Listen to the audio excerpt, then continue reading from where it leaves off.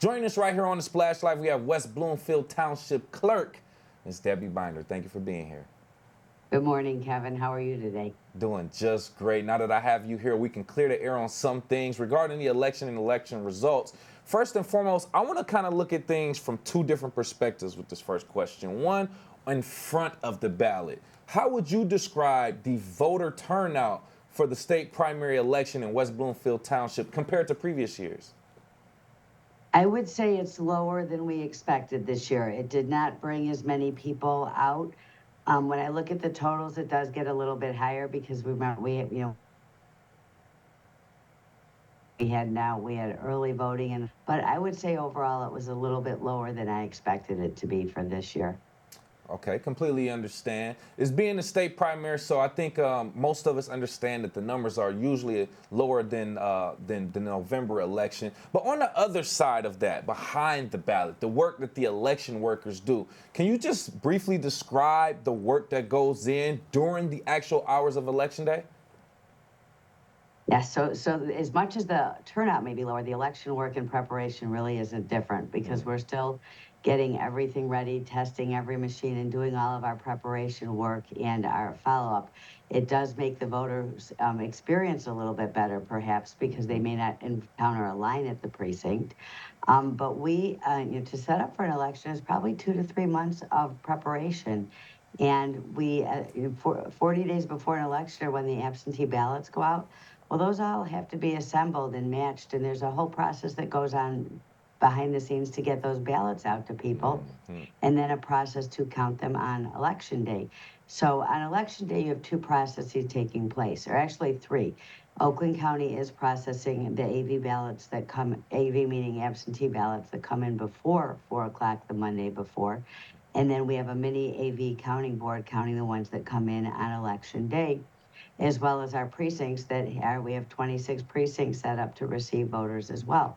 So there is a lot of opportunity going on election day for people to cast their vote and have their voice heard. And I'm glad you brought that perspective because, like we said, we're on the front side of the ballot. We just go in and fill it out and just turn it in and go about our days. But there's a lot that goes on behind the scenes in regards to that. And just briefly, real quick, as you all wrap up the elections, what is that process like? At the end, 8 o'clock, we're done. How are things taken care of from there?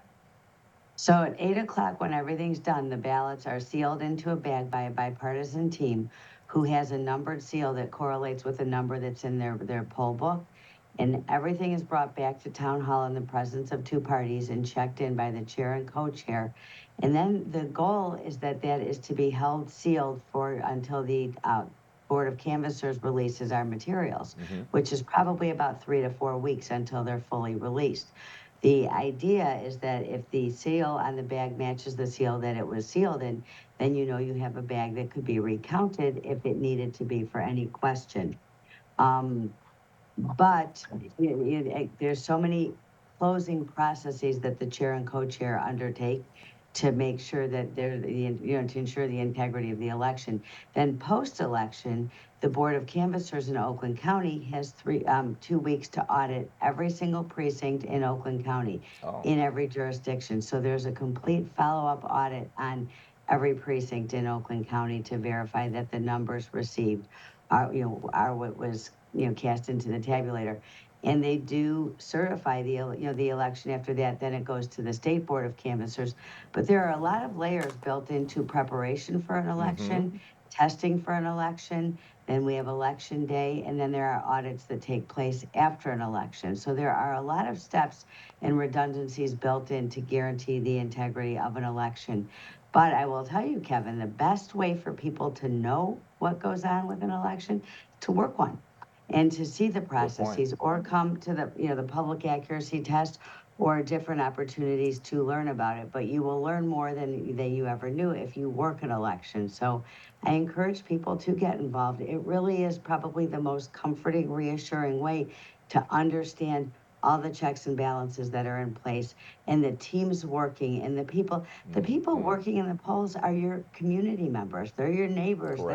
They're your friends, they're your family. And if it's not your friends and family, we want your friends and family to join us.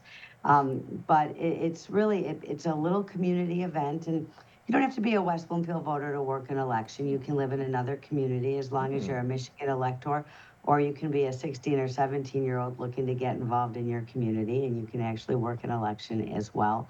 But again, it's the best opportunity to see what goes on with an Right. election and to see the steps built in and the processes built in and where the security is built into those processes. Yeah, and we actually had a chance to talk to one of your election workers too, and she explained it all just in the same. That's the way that she actually learns about elections, the process, and things of that nature. Great point. With us right here live on the Splash, we have West Bloomfield Township Clerk Debbie Binder talking about our election and our election results and the work that goes into it. I just want to get your reactions to a few things that also happened over the election.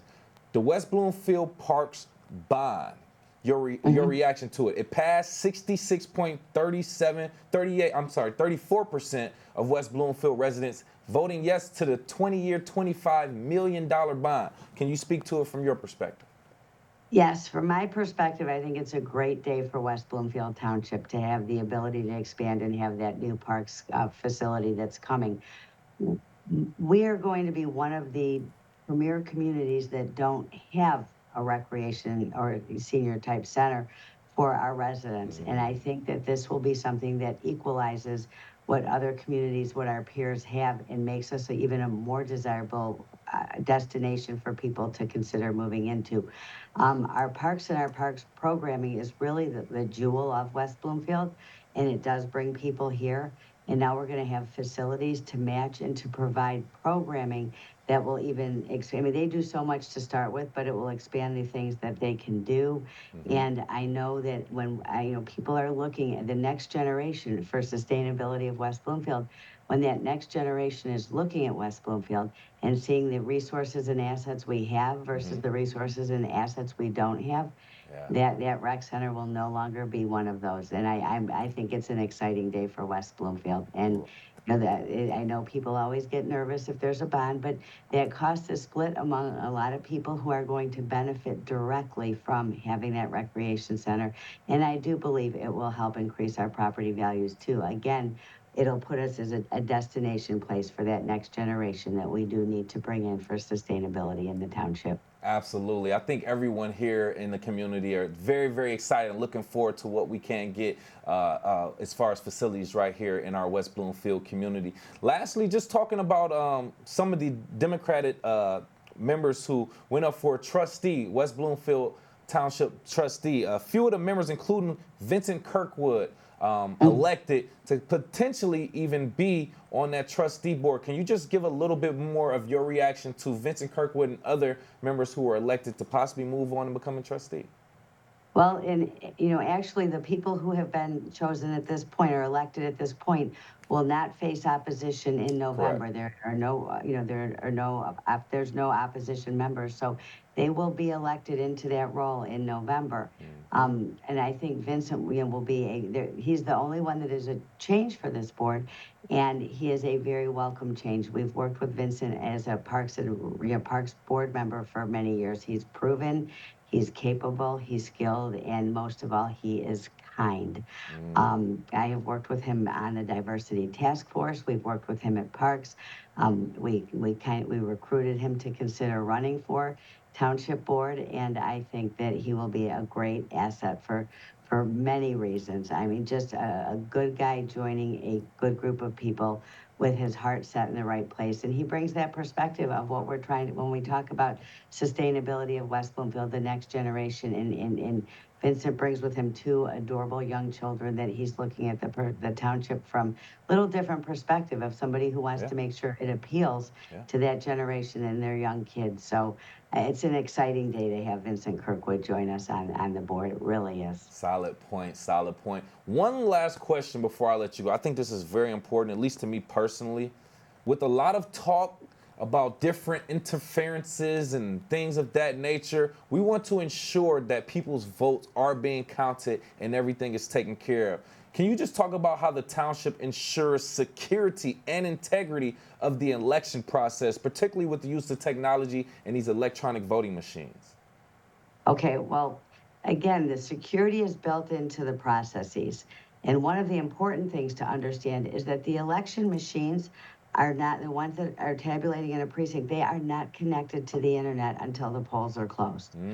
So at the point the polls are closed, the machine will print a results tape. We call it a results or a tally tape. And that gives the results of the election.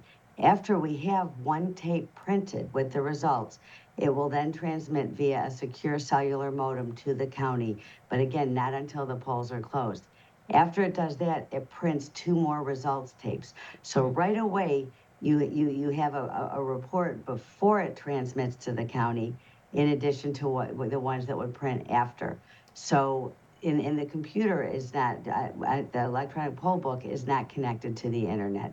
Now on an early voting it is, because those votes are taking place right into the qualified voter file, so that a person, if they vote there, it's acknowledged that that ballot has already been cast.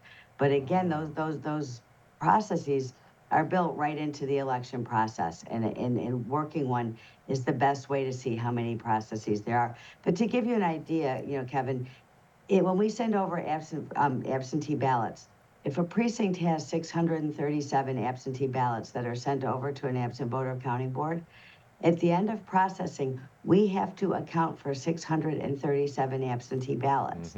They have to be accounted for as having been tabulated, and if they've not been tabulated, there has to be a reason provided why they weren't. The reasons that they wouldn't be is that somebody sent in their absentee ballot with an empty envelope and there wasn't a ballot inside. We did have one actually come in this year that was a May election ballot that was in an envelope. Well, that's not going to be tabulated. Wow. Or if we got a ballot from another municipality. It's not common, but it does happen. And those would be the reasons that a ballot may not be tabulated. But in all of those situations where a ballot's not tabulated, it has to be accounted for. So every single ballot that's received is accounted for. And voters are able to go to michigan.gov/vote and track their absentee ballot to ensure that we have received it. And that if we've received it, it has been tabulated, because it has to be accounted for in that number. Yep. And we are balancing ballots the week before, voter name against ballot number for the entire week before.